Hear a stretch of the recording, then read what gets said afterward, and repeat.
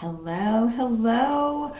For those of you who celebrated Thanksgiving in the US or not in the US, and celebrated Thanksgiving yesterday, I hope you had a phenomenal, wonderful day. And if it looks a little strange that I seem to be wearing, a coat looking a little formal in my house, it's just because it's the day after Thanksgiving and it's a little early. So I wanted to be with you, but I didn't necessarily want to, be with you in my pajamas. So I'm doing that for you.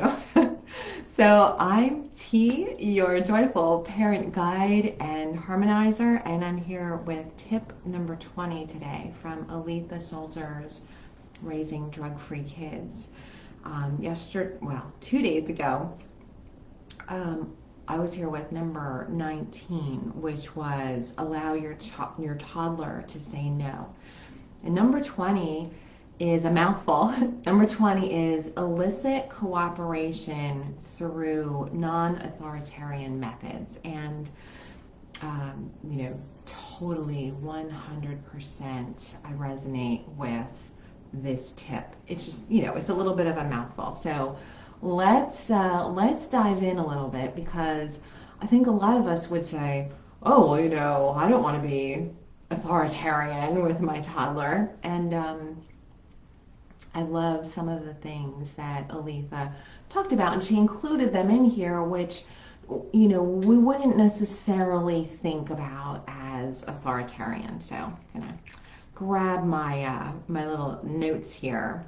So first of all, let's just normalize. Okay, it is totally normal, as we've been touching on, for toddlers to say no, for toddlers to refuse to cooperate. Sometimes it hits a certain toddler at 18 months, sometimes it hits them at 30 months. It doesn't matter the timing, but chances are between the ages of 1 and 3, there's going to be a certain phase where your child is saying no way more. And it's totally normal, because they are practicing being autonomous. It's actually highly desirable for them to do this, but it can be pretty frustrating for us. So, she says, you might be tempted to use punishment and rewards. And definitely that's an easy thing to fall into, whether it's rewards or bribes or punishments or threats. It's all a matter of timing, right? Whether it's kind of before or after. Before, it might be a threat. After, it might be a punishment. Before, it might be a bribe. After, it might be a reward. And those can be effective in the moment, and it's kind of the quick and easy path. But what she is really saying in this tip is, and I totally agree, it's the quick and easy path. And if we ourselves take the quick and easy path, then we're actually paving the way for them to take the quick and easy path later.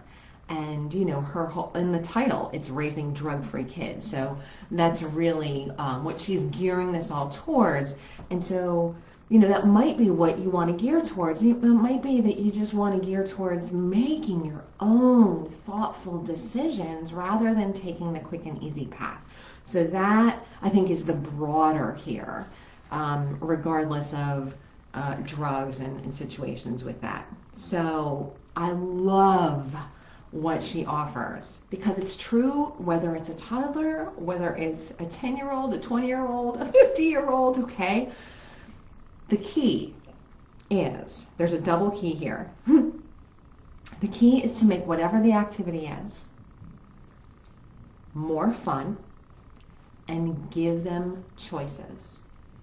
Okay, so I'm just going to give you an example here. She has a lot of examples in this chapter. She says, sitting in a car seat, you can make that more fun by singing a song, and just having like a song that you sing with playful, positive energy, right? With some joy here. The energy is very important. So singing a song, and then maybe allowing your kiddo to take a few toys with them into the car seat. You know, maybe they get to choose 2 out of 5, or maybe they get to choose 1 out of 2 or 3. The key for a toddler is they're not going to be, they're not going to connect with lots and lots of choices. You might think you're doing them a favor by giving them more choices, but for a toddler, limited choices. You know, like you might know already there are 3 favorite toys. So like you get to pick 1 out of these 3 favorites. So just keeping it sort of age appropriate. But if you know you're not talking about a toddler here, it's kind of general, I want to say something about, you know, allowing them to make more choices is allowing them some of that autonomy, some of that power and control that they are wanting to exercise, even though it's not a choice to get in the car seat or not. You can add some choices in. And I've had a lot of parents, you know, whether their kid is 12 or 2, right, say, you know, look, but I did that and I offered them the choice and it still didn't work. And that's okay. And nothing is going to work every time. But I just want to offer you, this is my key, okay? We can say, offer them choices, you know, make it more fun, and then we can interpret things a certain way, and we can think we're doing that. But if we're still in the energy of, oh my gosh, let's go, we're going to be late for this appointment, and we're trying to give choices with that undercurrent of rushed energy, our kids, our toddlers especially, the younger they are, the more sensitive they are to our energy. And some of them never grow out of that, and that's not a bad thing. Some of them are still sensitive, so sensitive to our energies. Okay? So that is something that, you know, it's not easy for a book to tell you how to do that, because it's not a formula. And that's where, you know, doing some, you know, a little bit more introspective work is helpful. But so I just want to see if there's anything else that I wanted to add.